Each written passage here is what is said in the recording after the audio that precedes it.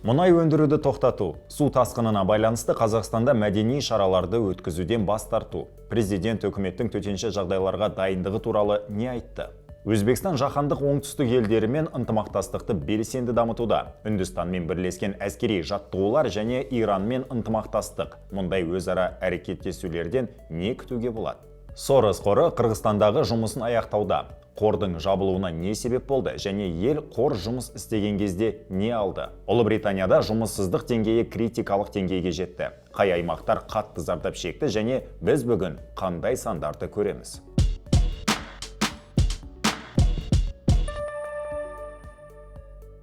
Баршаңыз Юрта онлайнға қош келдіңіздер. Мен Жандос Сейдалин, бүгін сіздермен өткен аптадағы маңызды ақпараттар туралы сөйлесетін боламыз. Күнделікті өзекті жаңалықтарды сипаттамадағы сілтеме арқылы Telegram каналымыздан бақылай алатыныңызды еске саламыз.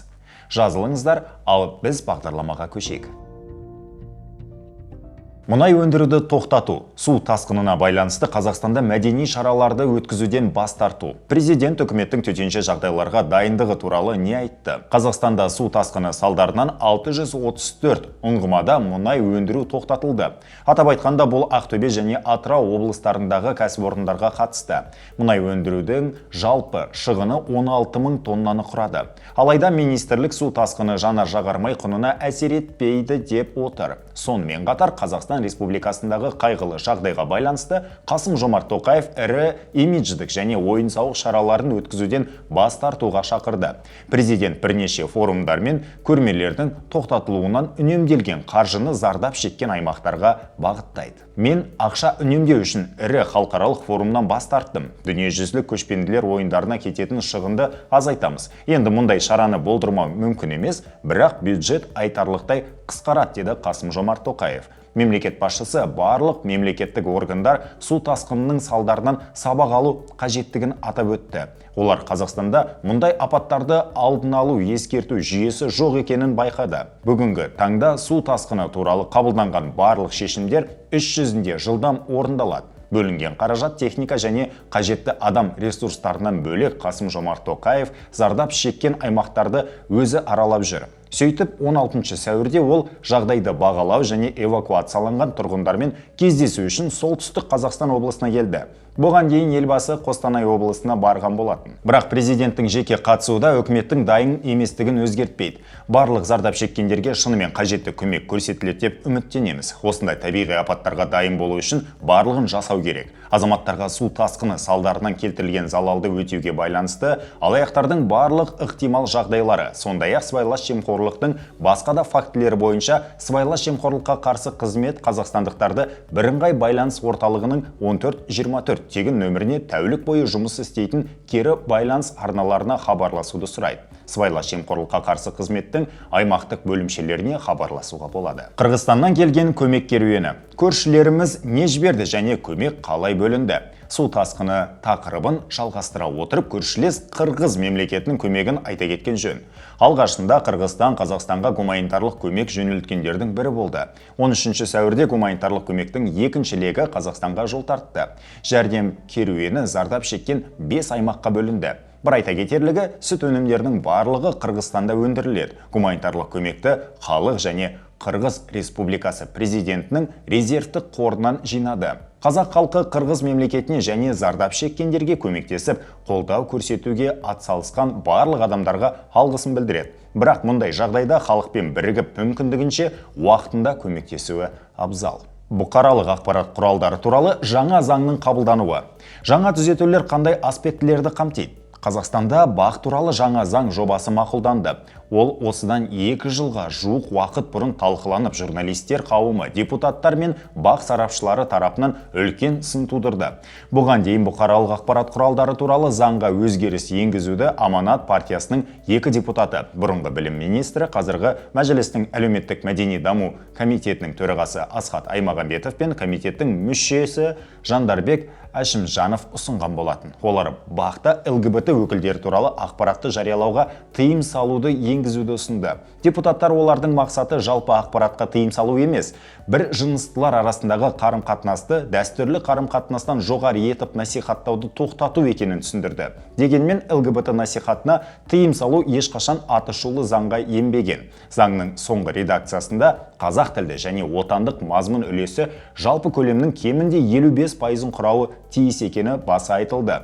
Бастапқы кезеңде оны жарияланғаннан кейін 3 жылға белгілеу талқыланғанымен ескіру мерзімі 1 жылға дейін қысқарды. Сонымен қатар бұқаралық ақпарат құралдары туралы жаңа заңда сайттар мен интернет агенттіктерді интернет басылымдарға теңестіріп, оларды заңға сәйкес міндетті тіркеуді талап етті. Шетелдік бұқаралық ақпарат құралдарының қызметі ұлттық қауіпсіздікке қатер төндіретін болса, сыртқы істер министрлігінің оларды аккредитация құқығынан айырады. Бұл Қазақстан журналистерінің қызметіне оң әсер ете ме, жоқ па, оны уақыт көрсетеді. Қазақстан отандық кен орындарында мұнай өндіруші халықаралық компанияларға арбитраждық шағымдарды 150 миллиард долларға дейін арттырды. Қазақстан қашаған кен орнындағы өндіруге қатысты бар халықаралық мұнай компанияларына арбитраждық талаптарды 150 миллиард долларға дейін арттырды.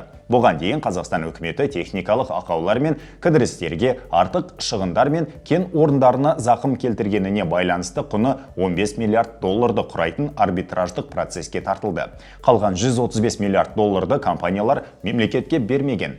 Мұнай өндірудің өзіндік құнының калькуляциясын қамтиды. Айта кету керек, Қазақстан бұған дейін ірі халықаралық компаниялар мен ірі мұнай кен орындарындағы сәтсіздіктерді оңай жеңіп келген. 2020 жылы Shell, Eni және олардың Қарашығанақ жобасындағы серіктестері мемлекетпен дауды шешіп 1,3 миллиард доллар төледі. 2008 жылы қашаған компаниялары кідіріс пен қажетсіз шығындарға қатысты дауды реттеу үшін 5 миллиард доллар төлеп, қазмұнайгаздағы үлестерін сатты.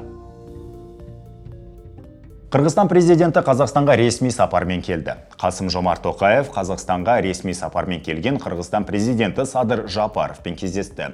Сапар барысында жоғары деңгейдегі келіссөздер мен маңызды құжаттарға қол қою, сондай-ақ Манас ескерткішінің ашылу салтанаты, Қырғызстан-Қазақстан бизнес форумы, ақсақалдар мен шығармашылық зиялы қауым өкілдерінің басын қосатын дөңгелек үстел жоспарланған. Осылайша көрші мемлекет президентінің сапары жемісті жұмыстармен ұштаспақ.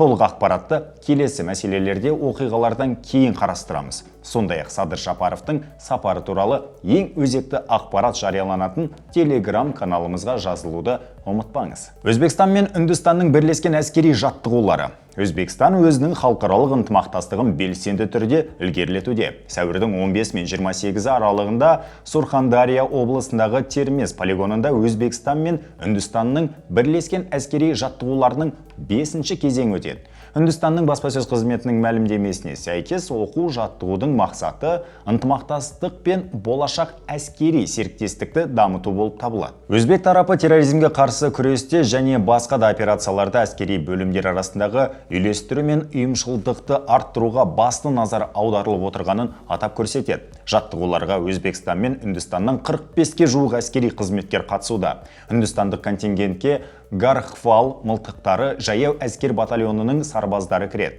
Айта кетейік, мұндай жаттығулар 2019 жылдан бері өткізіліп келеді. Алдыңғы кезең 2023 жылдың наурыз айында Үндістанда өтті. Оның барысында әскерилер тауға дайындық, жартасқа өрмелеу, кедергілерді еңсеру және оқ ату бойынша дағдыларын жаттықтырды.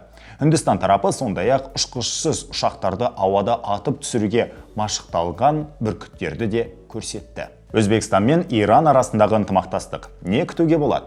Үндістан мен ынтымақтастықтан басқа Өзбекстан мен Иранның белсенді өзара әрекеттестігі жалғасуда. Екі ел сауда, экономика, инвестиция және көлік логистикасы салаларындағы ынтымақтастықтың перспективалы мүмкіндіктерін талқылауда. Бейнеконференция барысында Өзбекстан мен Иран делегациялары конструктивті келіссөздер жүргізіп, жалпы сомасы 160 миллион ақш долларын құрайтын 29 бірлескен жобаны жүзеге асыруды, оның ішінде ирандық компаниялар үшін жеке индустриялық аймақ құру мүмкіндігін және Хорезм аумағындағы 23 инвестициялық жоба бойынша серіктестер іздеуді талқылады. Кездесу нәтижесінде аймақтың әлеуметтік экономикалық әлеуетін таныстыру және ұсынылған инвестициялық жоба жобаларды талқылау мақсатында Иран елшісі Мұхаммед Али Искандаридің Хорезм облысына сапары туралы келісімге қол жеткізілді. Еске салайық, Өзбекстан мен Иран арасындағы келіссөздер 2024 жылдың ақпан айында экономикалық ынтымақтастыққа баса назар аудара бастады. Екі ел арасындағы осы жемісті өзара іс-қимылдың нәтижелерін бақылаймыз. ақш пен Қытай арасындағы 2 жылдағы алғашқы келіссөздер. Қытай мен ақш қорғаныс министрлері 2 жылдан кейін келіссөздерді қайта бастады. Вашингтон мен Бейжің арасындағы қарым-қатынасты жақсартуға ұмтылған Ллойд Остин 2022 жылдың қарашасынан бері алғаш рет қытайлық әріптесімен телефон арқылы сөйлесті. Бір қызығы, бұл қоңырау ақш мемлекеттік хатшысы Энтони Блинкеннің осы айда Қытайға сапары қарсаңында жасалған. Америка құрама штаттары ұзақ уақыт бойы Қытай әскерімен байланысты жақсартуға және Үнді-Тынық мұхиты аймағындағы шиеленісті азайтуға күш салып келеді. Екі ел арасындағы қарым-қатынас 2023 жылдың 15 қарашасында ақш президенті Джо Байден мен Қытай төрағасы Си Цзиньпиннің Калифорниядағы Азия-Тынық мұхиты экономикалық ынтымақтастығы АПЕК саммитіндегі келіссөздерінен кейін ең төменгі деңгейге жетті.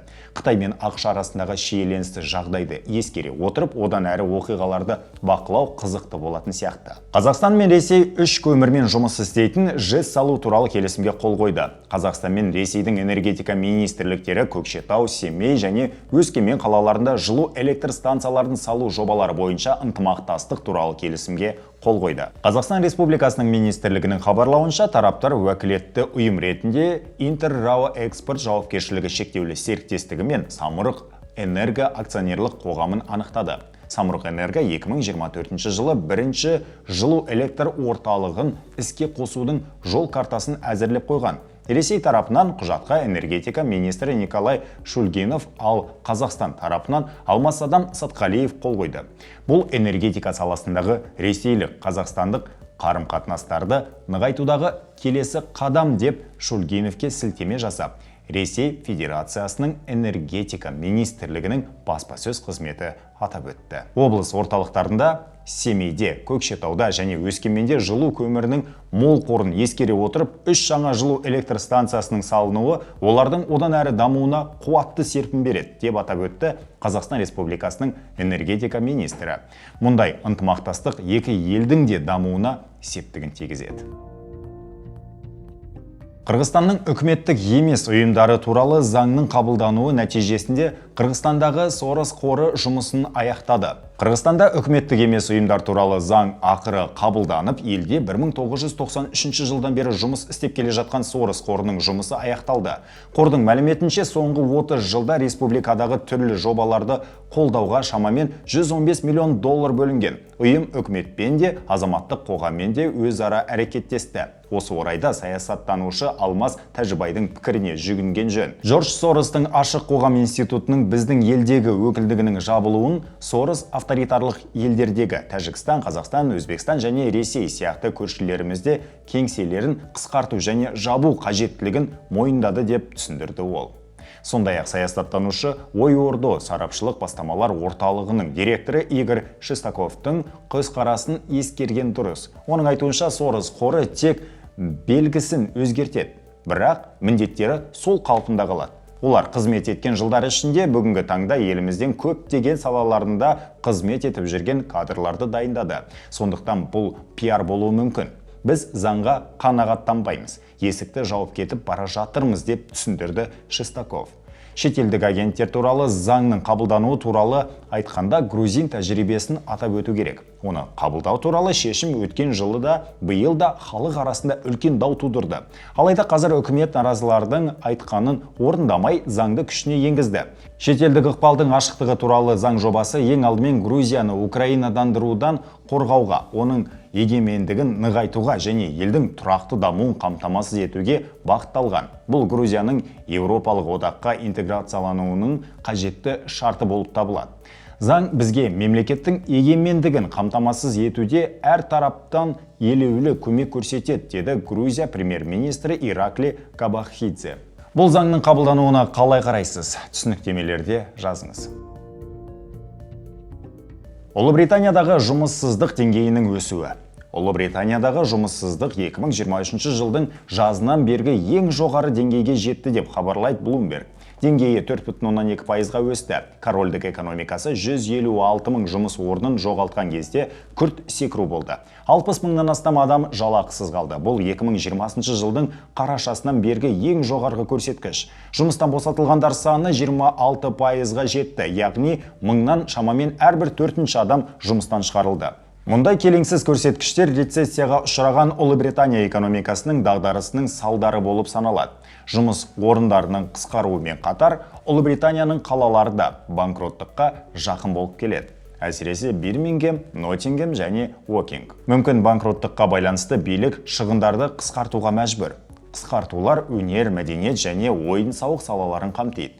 Ересектер мен отбасыларға берілетін әлеуметтік көмекке бөлінетін қаржы қысқаруда. Қоқыс шығару жиілеп, түнде көше шамдары сөндірілуде. Ресейдің экономикалық өсімі болжамдардан асып түсті. Ресейдің экономикалық өсімі күтілгеннен жоғары болады. Халықаралық валюта қоры ел экономикасы 2024 жылы 3,2%-ға өседі деген қорытындыға келді. Бұл сарапшылар күткеннен 0,6%-ға жоғары. Нақты өсім батыстың Ресейге қарсы санкциялар аясында орын алуда. Ағымдағы жылдың қаңтарында өсім 5%-ға, келесі айда 7,7 болды. Ресейлік кәсіпкер және қоғам қайраткері Александр Галушка мемлекеттік думадағы үкімет баяндамасына жеке қатысуы туралы әсерімен бөлісті. Оның айтуынша, экономикалық өсімге 3 фактордың қосындысы себеп болды. Атап айтқанда, мемлекеттік жоспарлау, арзан және ұзақ мерзімді қаржыландыру, сонымен қатар жоғары технологияларды пайдалану дамудың негізгі элементтеріне айналды. Салыстыру үшін, халықаралық валюта қорының басқа елдері үшін 2024 жылға арналған болжамдары осылай көрінеді. Үндістан 6,8% күтілетін өсіммен бірінші орында, екінші орында 4,6% көрсеткішпен Қытай, үшінші орында Ресей, ақш, Жапония, Евроаймақ, Ұлыбритания және Германия. Колумбия БРИКСке қосылуға ниет білдірді. Бразилия сыртқы істер министрлігі. Бразилияның сыртқы істер министрлігі Колумбия президентінің БРИКСке қосылуға ниет білдіргенін ресми түрде хабарлады. Густаво Петро Колумбияның БРИКСке толыққанды мүше ретінде қосылуға мүдделі екенін білдірді. Бразилия президенті Лула да Сильва өз кезегінде бұл бастаманы қолдап, Колумбия мен Бразилия мемлекет басшыларының кездесуінен кейін жариялаған бірлескен мәлімдемеге сәйкес, Колумбияның БРИКС мүшелері қатарына қосылу үшін кандидатурасын алға жылжытуға уәде берді. Еске салайық, 2024 жылдың 1 қаңтарынан бастап Мысыр, Иран, Біріккен Араб Әмірліктері, Сауд Арабиясы және Эфиопия, Ресей, Бразилия, Үндістан, Қытай және Оңтүстік Африка елдері БРИКСтің жаңа толыққанды мүшелері ретінде қосылды.